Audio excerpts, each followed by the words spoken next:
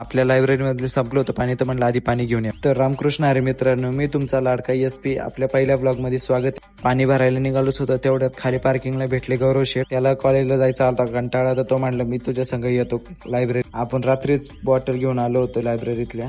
म्हणलं माझ्या संग लायब्ररीत यायचं असेल तर काम करावं लागेल. मग काय गौरव शेठने घेतलं मनाव आणि केलं सुरुवात भरायला वाटले. तुम्हाला जर सरकारने न बनवलेले गतिरोधक बघायचे असतील तर चाकणला यावंच लागते. नाद करते काय आलो लायब्ररीवर घेतल्या बाटल्या पटापटा उतरून. गौरव शेठने बाटल्या उतरायचे सोडून बसले गप्पा मारीत मुलींसंग.